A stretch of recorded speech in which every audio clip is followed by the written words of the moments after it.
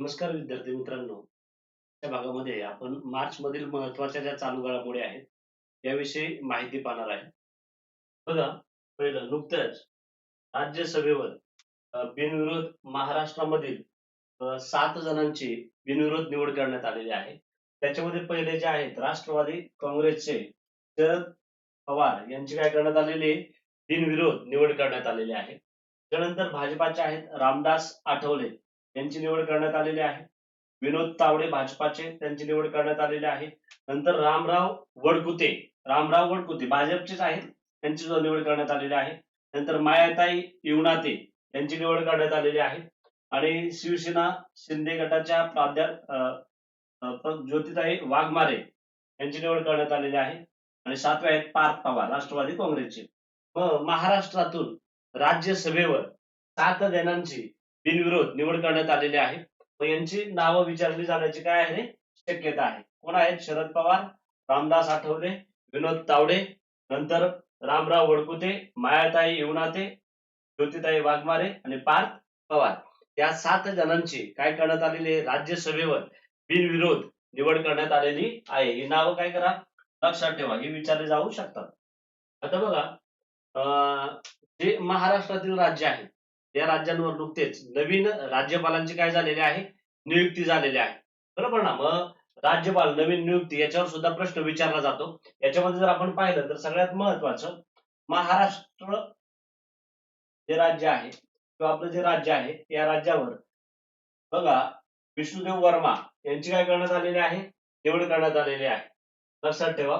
मग या अगोदर विष्णुदेव वर्मा हे जे आहेत हे तेलंगणाचे काय होते, राज्यपाल होते. कोणत्या राज्याचे होते? तेलंगणाचे राज्यपाल होते. मग ज्यावेळेस बघा, सी.पी. राधाकृष्णन जे आहेत हे उपराष्ट्रपती झाल्याने महाराष्ट्राचे राज्यपाल पद काय झालं, रिक्त झालं होतं. आणि मग त्याचा अतिरिक्त कारभार जो आहे ते गुजरातचे राज्यपाल आचार्य देवव्रत, कोण? आचार्य देवव्रत यांच्याकडे होतं. आणि मग नुकतीच विष्णुदेव वर्मा यांची काय करण्यात आलेली आहे, निवड करण्यात आलेली आहे. बघा,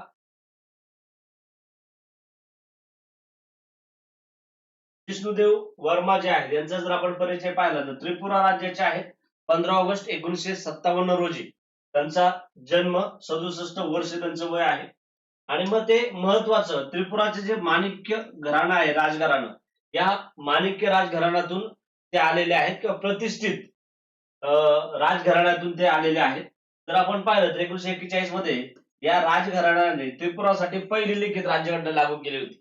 महत्वाचं काय आहे, या राजघराण्याने काय केलं तर त्रिपुरासाठी पहिली लिखित राज्यघटना जी आहे ती राज्यघटना लागू केली होती. 1993 मध्ये या जिष्णुदेव वर्मा यांनी भाजपमध्ये काय केला, प्रवेश केलेला आहे. 2018 मध्ये चारीलाम विधानसभा मतदारसंघ जो आहे अनुसूचित जमातींसाठी, या चारीलाम विधान मतदारसंघामधून ते विजयी झाले आणि त्रिपुराचे माजी उपमुख्यमंत्री सुद्धा ते आहेत. लक्षात, ते 2018 काय झाले होते, विधानसभा मतदारसंघातून. कोणत्या? चारीलाम विधानसभा मतदारसंघ जो आहे या मतदारसंघातून विजयी झाले आणि माजी काय आहेत रे, उपमुख्यमंत्री आहेत त्रिपुराचे.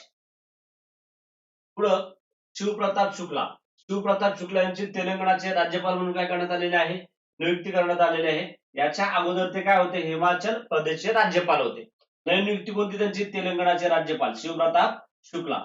त्याच्यानंतर आताच आपण पाहिलं महाराष्ट्राचे राज्यपाल कोण, जिष्णुदेव वर्मा. आणि अगोदर कुठले होते, तेलंगणाचे राज्यपाल होते. बरोबर ना, कुठले? तेलंगणाचे. त्याच्यानंतर नंदकिशोर यादव यांची नियुक्ती नागालँडचे राज्यपाल म्हणून करण्यात आलेली आहे, नंदकिशोर यादव यांची. त्यानंतर R.N. रवी यांची पश्चिम बंगालचे राज्यपाल म्हणून नियुक्ती करण्यात आलेली आहे. पूर्वी ते तामिळनाडूचे राज्यपाल होते. कुठल्या राज्याचे होते? तामिळनाडूचे ते राज्यपाल होते. त्यांची नियुक्ती पश्चिम बंगालचे राज्यपाल म्हणून R.N. रवी यांची नियुक्ती करण्यात आलेली आहे. पुढं बघा, तामिळनाडूचे राज्यपाल म्हणून राजेंद्र विश्वनाथ आर्लेकर यांची नियुक्ती करण्यात आलेली आहे. पूर्वी कुठे होते? केरळचे राज्यपाल होते. कोणत्या राज्याचे होते? केरळचे राज्यपाल होते. त्यानंतर कविंदर गुप्ता यांची हिमाचल प्रदेशचे राज्यपाल म्हणून नियुक्ती झालेली आहे. पूर्वी ते लडाखचे काय होते, नायब राज्यपाल होते.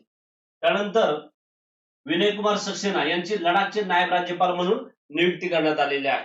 विनय कुमार सक्सेना यांची लडाखचे नायब राज्यपाल म्हणून नियुक्ती करण्यात आलेली आहे. याच्या अगोदर ते दिल्लीचे नायब राज्यपाल होते. कोणत्या राज्याचे? दिल्ली या केंद्रशासित प्रदेशाचे काय होते? राज्यपाल होते. त्यानंतर दिल्लीचे नायब राज्यपाल म्हणून आता कोणाची नियुक्ती झाली? तरणजीत सिंग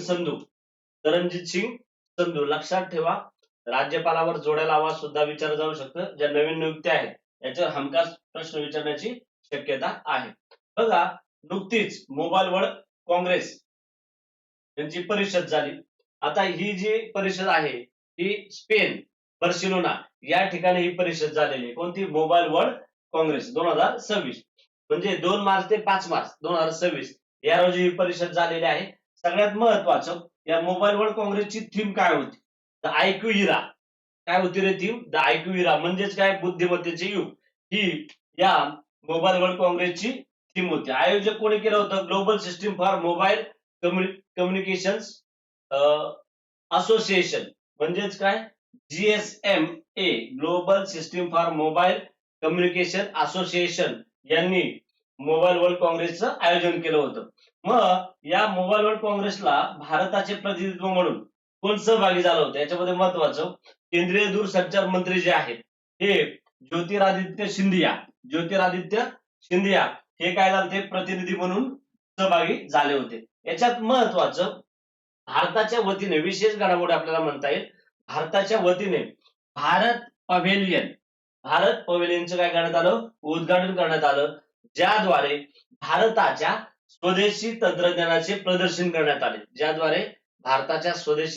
काय करण्यात आलं? प्रदर्शन करण्यात आलेलं आहे.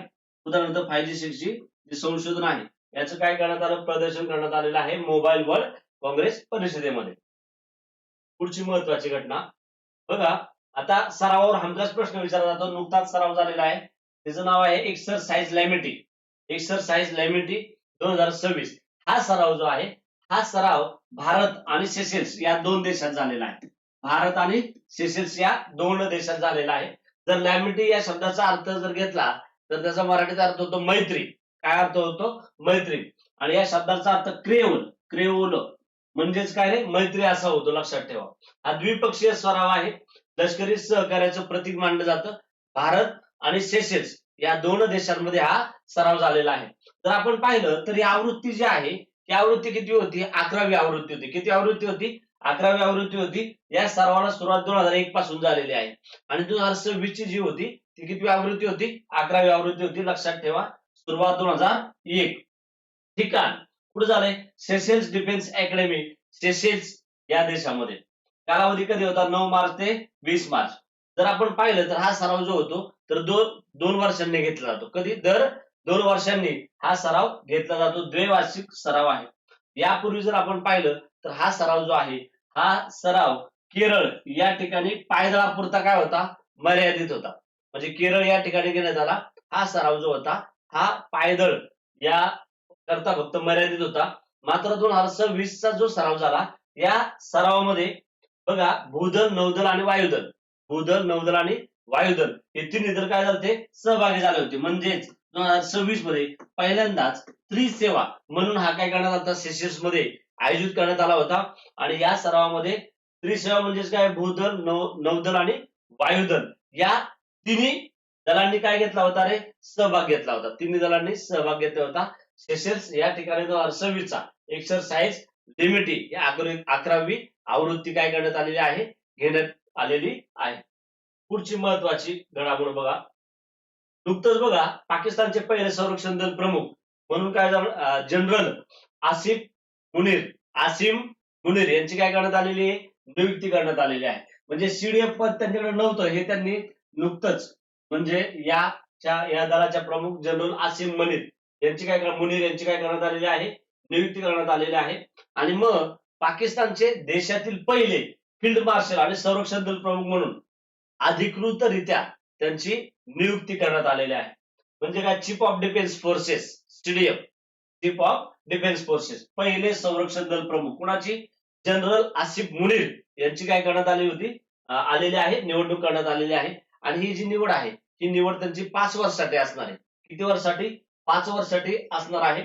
आणि नवे रँक जे आहे फील्ड मार्शल हा सर्वोच्च लष्करी जो बहुमान आहे हा बहुमान या जनरल आसिफ मुनीर यांना देण्यात आलेला आहे. तिन्ही दलांमध्ये म्हणजे बघा, लष्कर, नौदल आणि वायुदल समन्वय वाढवणे आणि संरक्षण धोरणामध्ये सूत्रता आणण्यासाठी ही निवड करण्यात आलेली आहे. आता त्यांचे जे पंतप्रधान आहेत सध्याचे नेतृत्व कोण आहेत? शहाबाज शरीफ हे काय आहेत? पंतप्रधान आहेत पाकिस्तानचे. राष्ट्रपती कोण आहेत? आसिफ अली झरदारी. आता सगळ्यात महत्वाचं, भारताचा जर विचार केला तर भारताचे पहिले सीडीएस जनरल प्रमुख कोण होते? बिपिन रावत. लक्षात ठेवा. 1 जानेवारी 2020 रोजी त्यांची काय करण्यात आली होती? निवड करण्यात आली होती. हे सुद्धा काय आहे? महत्वाचं आहे. पुढं वर्ल्ड बॉक्सिंग फ्युचर कप याच्यावर हमखास प्रश्न विचारला जाऊ शकतो. कारण का याच्यात महत्वाचं 51 किलो वजनी गटामध्ये या स्पर्धेमध्ये वर्ल्ड बॉक्सिंग फ्युचर कप जो 2026 ला झालेला आहे, हा बँकॉक थायलंड या ठिकाणी झाला. या ठिकाणी जर आपण पाहिलं तर चंद्रिका पुजारी भारताच्या चंद्रिका पुजारी यांनी 51 किलो वजनी गटामध्ये काय मिळवलेलं आहे? सुवर्ण पदक मिळवलेलं आहे. काय मिळवलंय? सुवर्ण पदक. त्यांचं नाव काय? चंद्रिका पुजारी. ही वर्ल्ड बॉक्सिंग फ्युचर कप कुठे झाला? बँकॉक थायलंड या ठिकाणी झाला. स्वरूप काय? अंडर 19 म्हणजे युवा स्पर्धा होती. याच्यामध्ये भारताने एकूण 5 पदके घेतली आणि भारताचा या स्पर्धेमध्ये जर आपण पाहिलं तर 4था क्रमांक आलेला आहे. कितवा क्रमांक आलेला आहे? 4था क्रमांक आलेला आहे. 1 सुवर्ण, 3 रौप्य आणि 1 कांस्य. आणि याच्यामध्ये जर आपण पाहिलं तर प्रथम क्रमांक जो आहे तो उझबेकिस्तान या देशाने मिळवलेला आहे. कोणी? उझबेकिस्तान. 11 पदके एकूण मिळालेली आहेत. भारताचा 4था क्रमांक आहे. आणि याच्यात महत्वाचं जे 1 सुवर्ण मिळालेलं आहे ते 1 सुवर्ण चंद्रिका पुजारी ज्या महिला आहेत यांनी 51 किलो वजनी गटामध्ये बॉक्सिंग मध्ये काय मिळवलेलं आहे? सुवर्ण पदक मिळवलेलं आहे. यांचं नाव लक्षात ठेवा. आणि ही स्पर्धा कुठे झाली? Bangkok Thailand. लक्षात ठेवा. अंडर 19 स्पर्धा आहे वर्ल्ड बॉक्सिंग फ्युचर कप. ही स्पर्धा बँकॉक या ठिकाणी झालेली आहे. पुढं कोड रिस्पॉन्स 2026. आता जर आपण हे जर पाहिलं तर हे याचं जे आयोजन आहे हे आयोजन नाटो करतं आणि याच्यामध्ये 14 देशांनी काय घेतला होता? सहभाग घेतला होता. ठिकाण नॉर्वेच्या आर्थिक प्रदेशामध्ये कोल्ड रिस्पॉन्स 2026 हा सराव घेण्यात आला आणि या सरावामध्ये 14 देशांनी काय घेतला होता? सहभाग घेतला होता. नाटो म्हणजे North Atlantic treaty organisation. North Atlantic treaty organisation याच्यामध्ये सहभागी देश मी आता सांगितले किती होते? 14. हे नाटोचे सदस्य जे होते यांनी सहभाग घेतला होता. हा एक डिफेन्सिव्ह सराव ज्याला म्हटलं जातं, ज्यामध्ये अतिशीत वातावरणामध्ये, थंड वातावरणामध्ये युद्ध लढायचं काय केलं जातं? प्रशिक्षण या सरावामध्ये दिलं जातं. लक्षात ठेवा. आता याचा जर आपण इतिहास पाहिला तर ही सरावाची जी पहिली आवृत्ती आहे ही पहिली आवृत्ती 2006 मध्ये घेण्यात आली. कधी? 2006 मध्ये घेण्यात आली होती. आता थंड हवामध्ये म्हणजे अतिशीत वातावरणामध्ये हा सराव घेण्याचं कारण काय? की थंड प्रदेशामध्ये आव्हानांचा सामना करणे आणि जे नाटोचे सदस्य आहेत या नाटोच्या सदस्य देशांच्या सैन्यामध्ये काय साधणे? समन्वय साधणे यासाठी हा कोल्ड रिस्पॉन्स सराव घेतला जातो. हा 2026 सराव कुठे घेण्यात आला? मी सांगितलं नॉर्वेच्या आर्टिक प्रदेश या ठिकाणी हा घेण्यात आलेला आहे. आता जर आपण पाहिलं नाटोचं लॉंग फॉर्म मी काय सांगितला? North Atlantic treaty organisation. या नाटोची स्थापना जर आपण पाहिली तर 4 एप्रिल 1949 मध्ये या नाटोची स्थापना करण्यात आलेली आहे. हिचं जे मुख्यालय आहे हे मुख्यालय विचारण्यात आलेलं आहे ब्रुसेल्स म्हणजे बेल्जियम देशामध्ये ब्रुसेल्स शहरामध्ये याचं मुख्यालय आहे. आणि नुकतेच जर आपण पाहिलं तर 2 देश याच्यामध्ये सहभागी झालेले आहेत. नाटोची एकूण सदस्य संख्या जी आहे ती 32 झालेली आहे. 2 देश कोणते? फिनलंड आणि स्वीडन हे 2 देश हे नाटोमध्ये काय झालेले आहेत? सहभागी झालेले आहेत. ते लक्षात ठेवा. स्थापना 4 एप्रिल 1949, मुख्यालय ब्रुसेल्स बेल्जियम आणि एकूण सदस्य जर पाहिले तर 32 आहेत. 31वा फिनलंड आहे आणि 32वा कोणता देश आहे? स्वीडन. स्वीडन हा देश आहे. हे सुद्धा महत्वाचं आहे. बघा पुढं मेटा. आता बघा मेटा जीवन गौरव पुरस्कार आता घोषित करण्यात आलेले नुकतेच 2026 मध्ये आणि याच्यामध्ये महत्वाचं की पुरस्कार विजेते कोण ठरलेले आहेत? अमोल पालेकर. अमोल पालेकर यांना 2026 चा मेटा जीवन गौरव पुरस्कार देण्यात आलेला आहे. याचं आयोजन कोण करतं? जर आपण पाहिलं तर Mahindra excellence in theatre awards हे याचं काय करत असतं? म्हणजे इथं जर आपण पाहिलं तर महिंद्रा ग्रुप याचं आयोजन करतं. महिंद्रा ग्रुपने याची काय केलेली आहे? स्थापना केलेली आहे. पुरस्कार विजेते अमोल पालेकर. कार्यक्रम Mahindra excellence in theatre awards. स्थान कोणत्या ठिकाणी? नवी दिल्ली या ठिकाणी ही जीवन गौरव पुरस्कार देण्यात आलेला आहे. आणि याच्यामध्ये महत्वाचं की ही जी आवृत्ती होती या आवृत्ती किती होती? 21वी. किती आवृत्ती होती? 21वी आवृत्ती होती. भारतीय रंगभूमीमध्ये जे उत्कृष्ट कामगिरी करतात त्या कामगिरीचा गौरव करण्यासाठी हा मेटा जीवन गौरव पुरस्कार दिला जातो. आणि या वर्षीचा जो पुरस्कार आहे हा या वर्षीचा पुरस्कार अमोल पालेकर यांना देण्यात आलेला आहे. हे लक्षात ठेवा, महत्वाचं आहे. पुढं सगळ्यात महत्वाचं DRDO. बघा, DRDOने एडीसी 150 कंटेनरची काय घेतलेली आहे? चाचणी घेतलेली आहे. 150 कंटेनरची चाचणी घेतलेली. नाव देण्यात आले एडीसी 150. हवेतून डिलिव्हरी कंटेनरची चाचणी केलेली आहे. सगळ्यात महत्वाचं, हवेतून डिलिव्हरी कंटेनरची काय केली? चाचणी केलेली आहे. म्हणजे याला सुपर हिरो ऑफ सी या नावाने गौरवलेलं आहे. पुढे बघा, आता याचा फायदा काय होणार आहे? याचा उद्देश काय आहे? एडीसी 150 जे आहे ते या कंटेनर चाचणी घेण्यात आली. याचा फायदा काय होणार आहे? भारतीय नौदल जे आहे या भारतीय नौदलाच्या जहाजांना समुद्रामध्ये आवश्यक वस्तू ज्या आहेत त्या आवश्यक वस्तू पोहोचवण्यासाठी या एडीसी 150 कंटेनरचा काय केला जाणार आहे? वापर केला जाणार आहे. याचा फायदा नौदलाला मोठ्या प्रमाणात होणार आहे. मग बघा, आपत्कालीन परिस्थिती असेल, संकट असेल, युद्ध परिस्थिती असेल, अशा वेळेस मदत करताना किंवा मदत देताना या कंटेनरची काय होणार आहे? फायदा होणार आहे. एडीसी 150 DRDOने हा तयार केलेला आहे, लक्षात ठेवा. अन्न संकट, युद्ध परिस्थितीला आपत्कालीन मदत देताना हा कंटेनर उपयोगी पडणार आहे. पुढं नुकताच जागतिक ग्राहक हक्क दिवस 15 मार्च रोजी हा काय करण्यात आला? साजरा करण्यात आला. World consumer right day. कधी? 15 मार्च. जर आपण पाहिलं तर पहिल्यांदा जर आपण पाहिलं तर 1953 मध्ये जागतिक ग्राहक दिवस साजरा करण्यात आला होता. याच्यावर प्रश्न विचारला होता, लक्षात ठेवा. जागतिक ग्राहक दिन कोणत्या दिवशी असतो? याच्यावर हमखास प्रश्न विचारले जाण्याची येणाऱ्या काळामध्ये ज्या एक्झाम आहेत त्याच्यावर प्रश्न विचारले. कधी असतो रे? 15 मार्च. पहिल्यांदा कधी साजरा करण्यात आला? 1983 मध्ये हा जागतिक ग्राहक दिन साजरा करण्यात आला होता. संयुक्त राष्ट्र जे आहे त्या संयुक्त राष्ट्राने 1985 मध्ये ग्राहक संरक्षण मार्गदर्शक तत्वे जे आहेत ते मार्गदर्शक तत्वे जाहीर केले होते. आणि मग 15 मार्च 1962 मध्ये अमेरिकेचे जे माजी राष्ट्राध्यक्ष आहेत जॉन एफ केनेडी यांनी अमेरिकन काँग्रेसमध्ये केलेल्या भाषणाच्या स्मरणार्थ हा दिवस काय केला जातो? साजरा केला जातो. 2026 ची थीम काय होती? लक्षात ठेवा. 2026 ची theme same products confident consumers. Same product confident consumers, लक्षात ठेवा. 24 डिसेंबर, बघा हा लक्षात ठेवा, भारतामध्ये राष्ट्रीय ग्राहक दिन साजरा केला जातो. 24 डिसेंबर मध्ये भारताचा राष्ट्रीय ग्राहक दिवस किंवा ग्राहक हक्क दिवस काय केला जातो? साजरा केला जातो. IMP करून ठेवा, 24 डिसेंबर हा भारताचा राष्ट्रीय ग्राहक हक्क दिवस आहे. आणि जागतिक हक्क दिवस जो आहे, ग्राहक हक्क दिवस, हा 15 मार्च रोजी काय केला जातो? साजरा केला जातो. हे लक्षात ठेवा. आणि जागतिक ग्राहक हक्क दिवसाची या वर्षीची थीम काय आहे? Safe product confident consumers. पुढं आधार बग बाउंटी कार्यक्रम. आता जर आपण पाहिलं तर या आधार बग बाउंटी कार्यक्रम जो आहे याचा उद्देश काय आहे? आधार प्रणाली जी आहे या आधार प्रणालीची सायबर सुरक्षा मजबूत करण्यासाठी हा कार्यक्रम राबवण्यात येत आहे. आधार बग बाउंटी कार्यक्रम. मग यामध्ये जर आपण पाहिलं तर इथिकल हॅकर्स जे आहेत ते सहभागी होणार आहेत.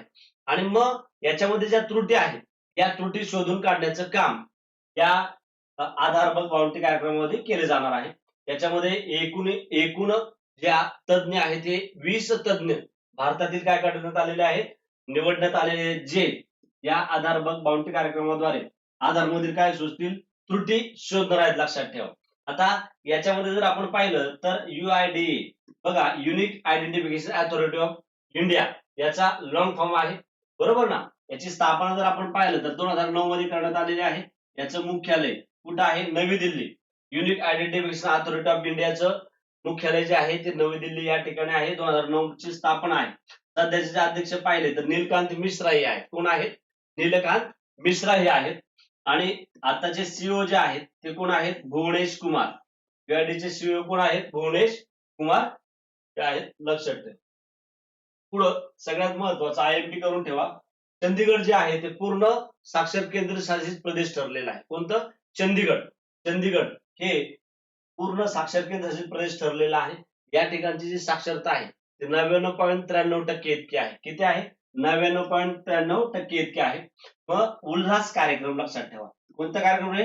उल्हास कार्यक्रमांतर्गत ही साक्षरता डिक्लेअर करण्यात आलेली आहे. 2022 मध्ये हा उल्हास कार्यक्रमाची काय झाली? सुरुवात करण्यात आली. लक्षात ठेवा, उल्हास कार्यक्रम कशासाठी आहे? पूर्ण साक्षरतेसाठी आहे. उल्हास कार्यक्रम राबवण्यात आला होता आणि याच्या अंतर्गत चंदीगड पूर्ण साक्षर केंद्रशासित प्रदेश ठरलेलं आहे. आता भारतातील पूर्ण साक्षर घोषित राज्य. आता बघा, हा जो कार्यक्रम राबवण्यात आला होता याचा उद्देश काय होता या ठिकाणी दिले. 15 वर्षावरील जे लोक आहेत या लोकांना साक्षर बनवणे हा याचा काय होता, या उल्हास कार्यक्रमाचा उद्देश होता. भारतातील पूर्ण साक्षर घोषित राज्य. मग सगळ्यात अगोदर बघा, भारतातील मिझोराम 98.2% साक्षरता. भारतामधील पहिलं राज्य कोणतं आहे की 98.2% साक्षर आहे? मिझोराम. पहिलं पूर्ण साक्षर राज्य लक्षात ठेवा. कोणतं आहे रे? मिझोराम. IMP करून ठेवा. पहिलं